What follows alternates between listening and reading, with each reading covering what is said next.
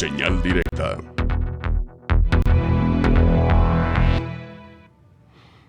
Economía y COVID, la confusa narrativa de la recuperación es lo que hoy nos plantea el doctor Armando Zacarías Castillo en su colaboración. ¿Cómo está, doctor? Buenas tardes. José Ángel, buenas tardes. Con un cálido saludo para ti y otro para la amable audiencia del Sistema Universitario de Radio y Televisión.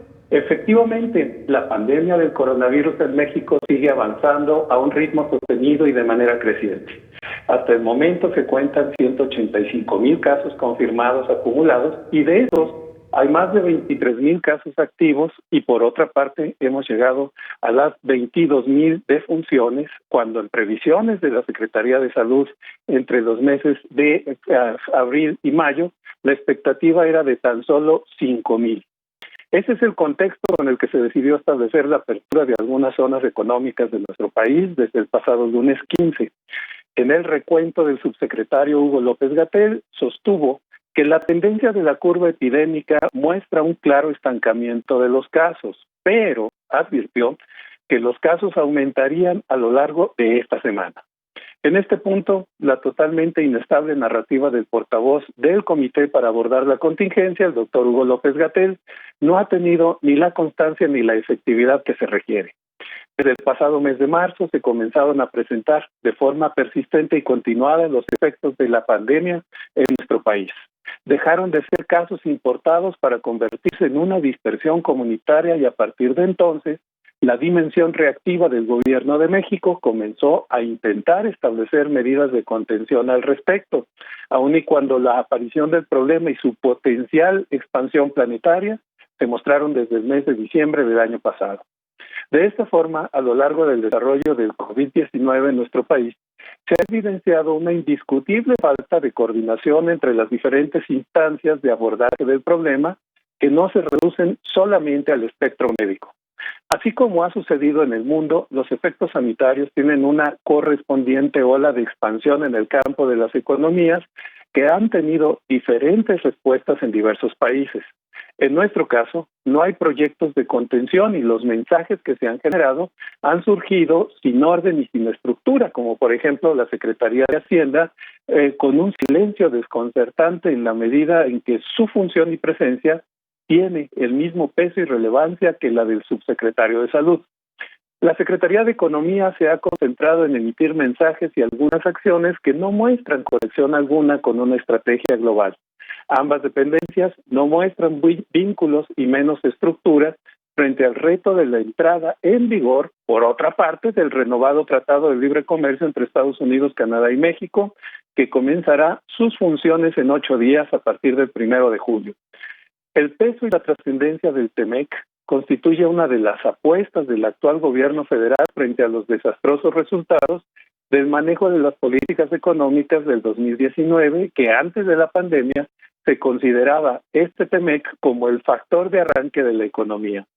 La implementación del Tratado de México, Estados Unidos y Canadá, dijo la secretaria de Economía, será una palanca de recuperación económica en tiempos en los que las economías de las 3 naciones se han visto afectadas por la pandemia del COVID-19. Así lo dijo la secretaria Graciela Márquez, titular de la Secretaría de Economía. La defensa que ha tenido el TEMEC constituye, por otra parte, una interesante paradoja ideológica cuando se sostiene que el neoliberalismo, es decir, que el capitalismo emanado de esa estructura, funja como el principal motor de desarrollo en la medida en que este gobierno ha denostado a esta línea de trabajo de manera persistente bajo la perspectiva de señalar que se trata de un modelo caducado e injusto.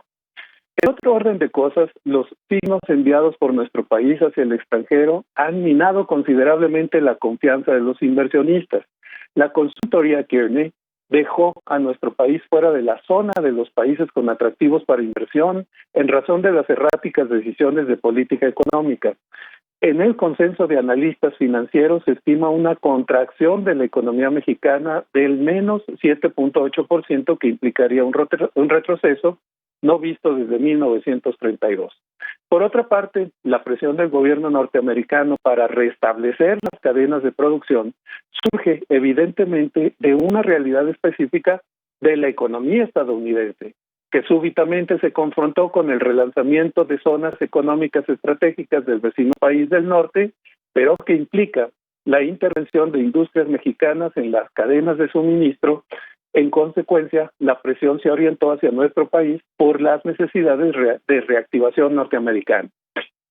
La línea de transformación inexplicable de semáforos rojos a naranjas en nuestro país no tienen un fundamento médico, sino funcional. En una semana, la transformación epidemiológica de estar yendo hacia uno de los picos se estableció a través de una argumentación política y no necesariamente médica o biológica, una transformación del semáforo rojo con la curva ascendente a naranja, contradiciendo las propias indicaciones del portavoz para la pandemia. El reto del país es enorme. La pérdida de empleos, la desaparición desmesurada de espacios de trabajo no se ha visto reflejada en políticas económicas de apoyo a las empresas y al empleo, que busquen sostener las cadenas de consumo con la estabilidad que se requiere. Los grandes proyectos de esta administración no se han movido en razón de las contingencias. Al contrario, el relanzamiento de los polémicos proyectos como la refinería Dos Bocas o el aeropuerto de Santa Lucía o el Tren Maya, que han sido factores para la pérdida de credibilidad financiera internacional, continúan vigentes. Así pues, acostumbrarnos a una narrativa médica inestable ha empañado una realidad en esta que vivimos cotidianamente. Seguimos en el incremento de la curva del COVID-19. De esta manera, desde antes seguiremos analizando cómo evoluciona este fenómeno y por lo pronto te envío un cálido saludo y otro a la amable audiencia del Sistema Universitario de Radio y Televisión. Muchas gracias y buenas tardes.